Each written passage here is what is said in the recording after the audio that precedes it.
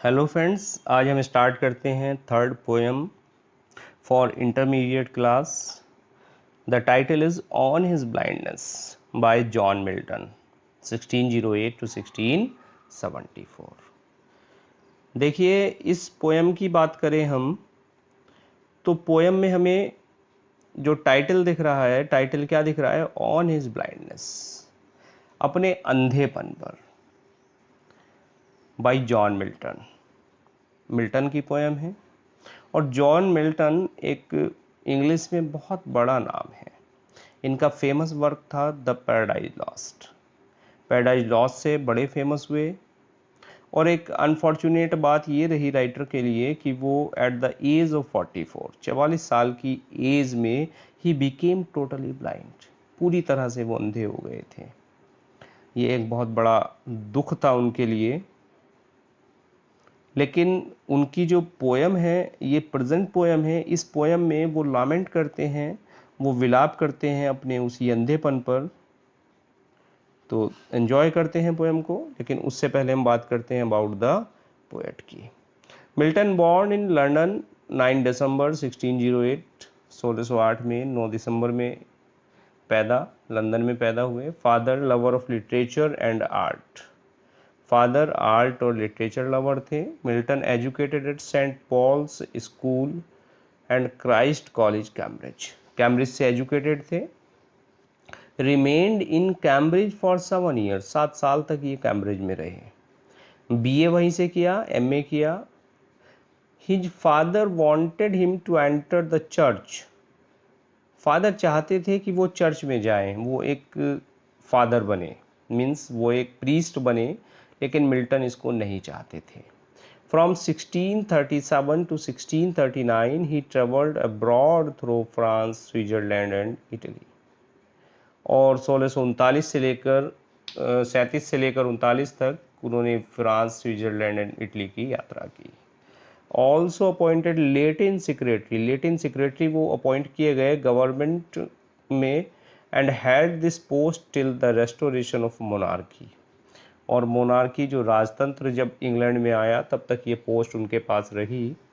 He became totally blind इन 1652, 1652 में पूरी तरह से वो अंधे हो गए। एक्चुअल में कोई बीमारी उनको हो गई थी और धीरे धीरे उनकी आंखों की रोशनी जो जानी शुरू हो गई। डॉक्टर्स ने सलाह दी कि आप जो राइटिंग का वर्क है, जो रीडिंग है, उसको बंद कर दें, लेकिन ये नहीं माने। ये पढ़ते रहे, लिखते रहे और उसका रिजल्ट ये हुआ कि पहले एक आंख बिल्कुल इनकी डेड हो गई और उसके बाद दूसरी आंख की रोशनी भी पूरी तरह से चली गई। It was a great calamity, एक बहुत बड़ा एक विनाश था उनके लिए, एक बहुत बड़ा दर्द था। 3 years later he married again, but his second wife died within 15 months। और टोटल अगर बात करें तो इनकी पर्सनल लाइफ की बात करें तो 3 टाइम्स इन्होंने मैरिज की। 3 साल के बाद दोबारा उन्होंने शादी की, सेकंड वाइफ डाइड और 15 महीनों में ही सेकंड वाइफ इनकी डेथ हो गई वाइफ की। On the restoration of monarchy, और मोनार्की जब राजतंत्र वहाँ आया उनको अरेस्ट कर लिया गया। 2 of his works were publicly burnt, और उनके जो 2 वर्क्स थे, जो उनकी जो पुस्तकें थी, उनको जला दिया गया। But soon he was release, लेकिन जल्दी ही वो रिलीज किए गए, छोड़ दिए गए। The rest of his life was passed in obscurity, poverty and loneliness, और जो उनका अंत था, बाकी जो जीवन था, वो ऑब्सक्यूरिटी मीन्स गूढ़ तरीके से, गुप्त तरीके से, पोएट्री एंड पॉवर्टी, गरीबी और लोनलीनेस और अकेलेपन में बीता। इन हिज लेटर ईयर्स, अपने बाद के वर्षों में, his daughters became the eyes and ear to the blind poet, उनकी जो बेटियां हैं वो एक अंधे पोएट के लिए एक कान और उनकी आंखें बन गई। ऑन हिज ब्लाइंडनेस की अगर हम बात करें तो देखिए यहाँ बताया है कि on his blindness is the best known sonnet of John Milton. John Milton की सबसे अच्छी जो सोनेट अगर मानी जाती है तो वो ऑन हिज ब्लाइंडनेस मानी जाती है। और यहाँ जो एक वर्ड आया है सोनेट, सोनेट बता दूं, सोनेट एक पोएम होती है और उसकी फिक्स राइमिंग होती है और उसकी फिक्स लाइंस होती है। एक्चुअल में 14 लाइन की एक पोएम होती है, 14 लाइंस की। क्लियर? तो इन 14 लाइंस में राइटर अपनी बात कहता है सोनेट में, और वहाँ जो राइमिंग स्कीम है उसकी वो भी वहाँ फिक्स होती है। Clear? It reflects his grief at his blindness. ये पोयम उनकी जो अंधेपन पर उनका जो दुख है उसको यहाँ बताती है। His other poetic works are Paradise Lost. देखिए सबसे फेमस वर्क है उनका पैराडाइज लॉस्ट, स्वर्ग का खो जाना, पैराडाइज रिगेन्ड, स्वर्ग की पुनः प्राप्ति, सैमसन एगोनिस्टिक्स एटसेट्रा। ये तीनों ही वर्क बड़े फेमस थे जिन्होंने मिल्टन को एक बहुत ऊंचे मुकाम पर पहुंचाया। वास्तव में he is a great literary artist and scholar poet of the world. बड़े आर्टिस्ट थे, बड़े स्कॉलर पोएट थे वर्ल्ड के। ऑन हिज ब्लाइंडनेस, ये कैसी सोनेट है? एक पर्सनल सोनेट, एक व्यक्तिगत सोनेट है। It mirrors from faith of John Milton in God's omnipotence. जो ईश्वर की शक्ति है, सर्वशक्तिमान ईश्वर है, उसमें जो आस्था है उसको ये रिफ्लेक्ट करती है। मिल्टन की आस्था को ये पोएम बताती है। एंड जेनरोसिटी, और उनकी उदारता को। God does not love only those, कि ईश्वर केवल उनको ही प्रेम नहीं करते who render him active service, जो एक्टिव सर्विस करते हैं। मीन्स जो ईश्वर की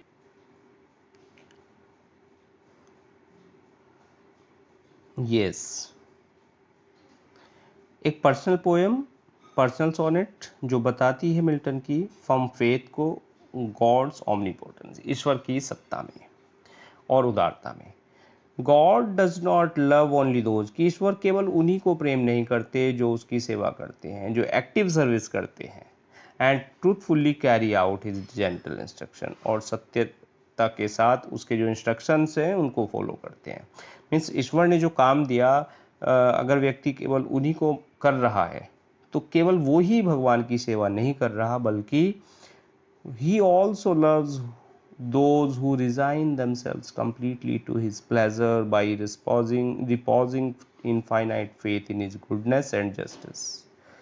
और ये कह रहे हैं मिल्टन कि जो व्यक्ति अपने आप को पूरी तरह से रिजाइन कर देता है, अपने आप को पूरी तरह छोड़ देता है, किसमें? ईश्वर की सेवा में, ईश्वर के प्लेजर में, तो वो भी उसकी जस्टिस के लिए, उसकी गुडनेस के लिए, अच्छाई के लिए, तो वो भी उसके सबसे बड़े सेवक होते हैं। So the best service of God is to have faith in him. और अगर कहें तो ईश्वर की सबसे अच्छी सेवा क्या है? वो सेवा है ईश्वर में आस्था रखना। In the past, in the last, और अंत में द पोएट क्या बताते हैं? Realises the supremacy of God, ईश्वर की सत्ता को बताते हैं। And resigns himself to his fate and to God's will, और अपने भाग्य से और ईश्वर की आस्था में अपने आप को वो समर्पित कर देते हैं। क्लियर? चलिए स्टार्ट करते हैं।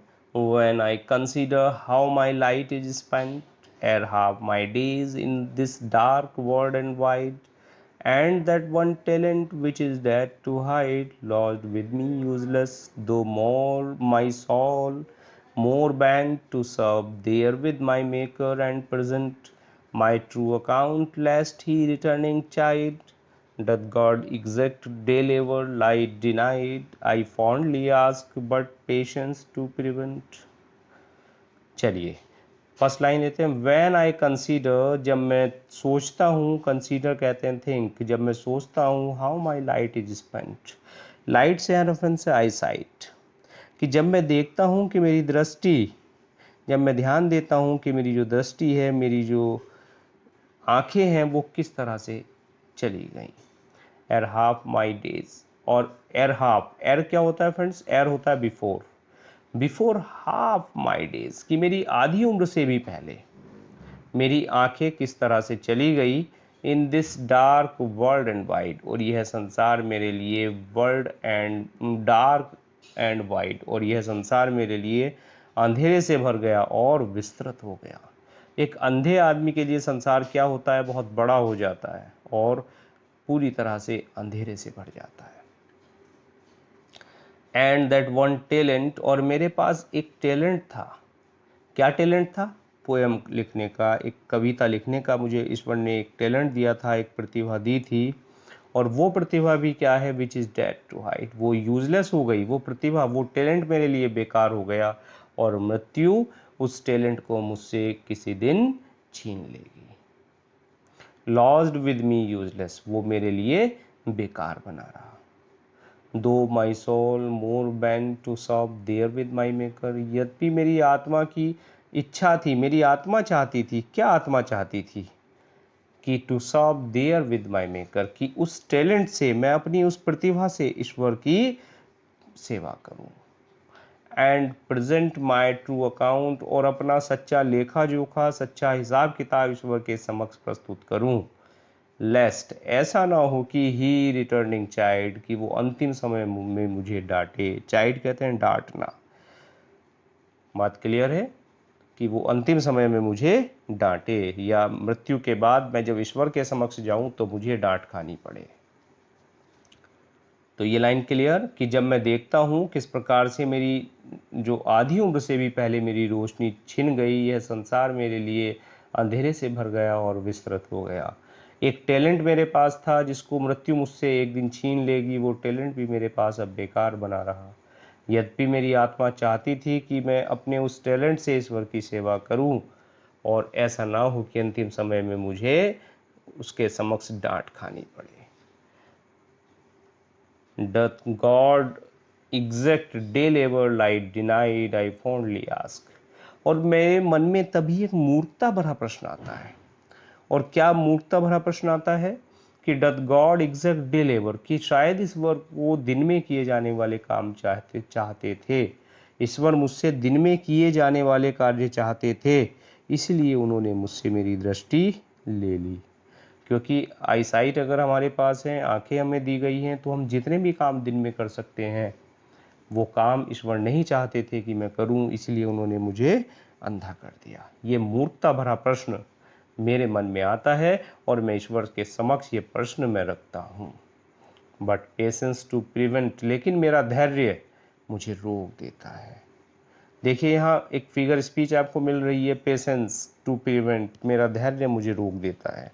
और धैर्य क्या है? धैर्य को यहाँ राइटर ने पर्सोनिफाई कर दिया, यानी इस लाइन में आपको मिल रही है personification. Clear?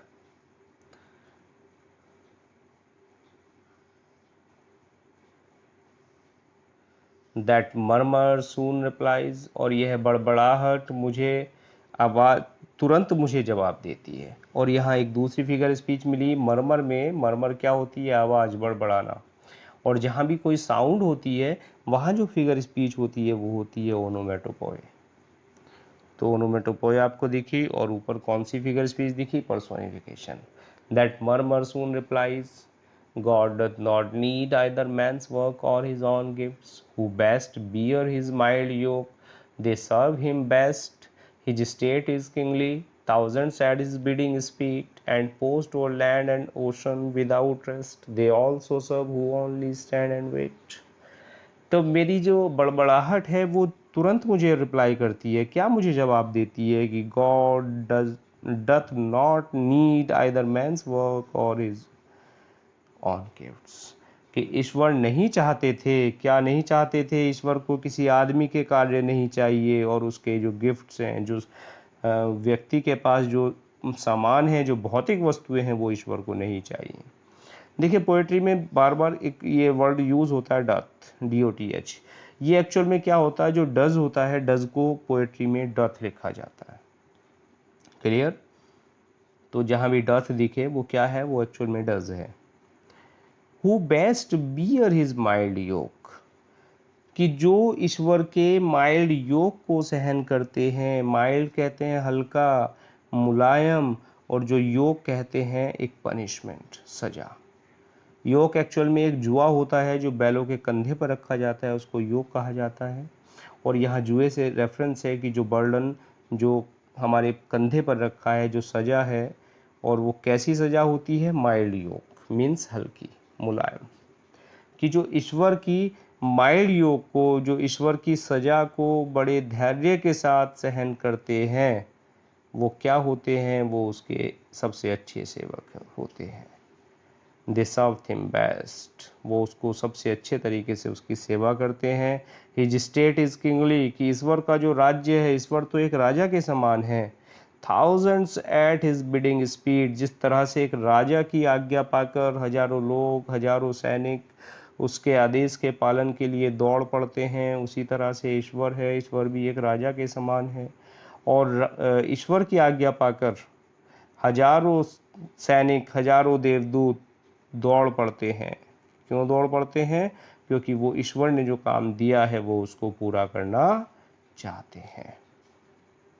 And post o'er land and ocean without rest, और बिना रुके वो कहाँ दौड़ पड़ते हैं? वो पृथ्वी पर दौड़ पड़ते हैं और वो समुद्र पर दौड़ पड़ते हैं। मीन्स ईश्वर की आज्ञा पाकर, ईश्वर के पास तो हजारों जो सैनिक हैं, हजारों सेवक हैं, जब भी कोई ईश्वर की आज्ञा होती है तो हजारों देवदूत, हजारों परियां धरती पर और समुद्र पर दौड़ पड़ते हैं।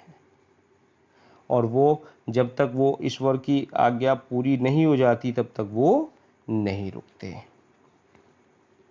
And post o'er land and ocean without rest, बिना रुके, बिना थके वो दौड़ते रहते हैं।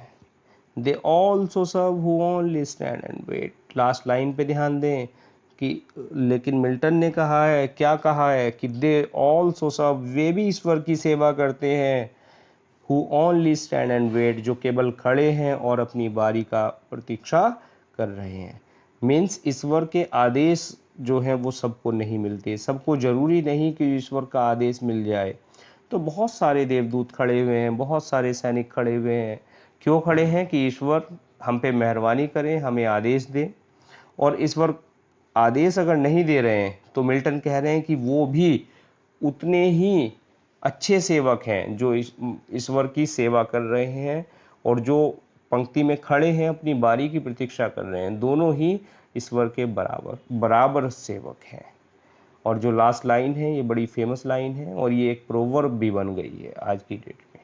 They also serve who only stand and wait, कि वो भी ईश्वर के सेवक होते हैं जो खड़े हैं और वेट कर रहे हैं। Clear friends? तो एप्रिसिएशन ऑफ द पोएम, यहाँ पोएम का पूरा ये सेंट्रल आइडिया लिखा हुआ है, देखिए।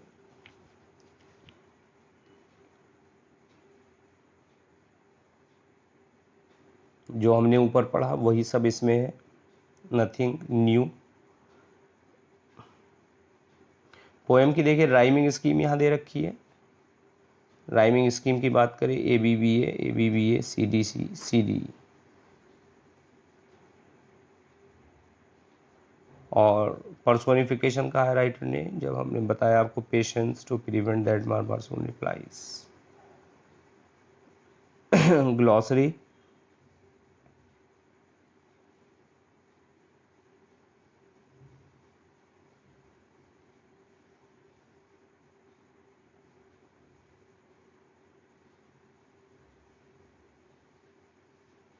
ग्लॉसरी भी आप देख सकते हैं। और साथ साथ ये मैं आपको रेकमेंड करता हूँ कि जो ग्लॉसरी है वो आप साथ साथ लर्न कर लें, क्योंकि जितनी आपकी वर्ड पावर अच्छी होगी उतना ईजिली आप पोएम को समझ पाएंगे, उतना ही बढ़िया आपको समझ में आएगा।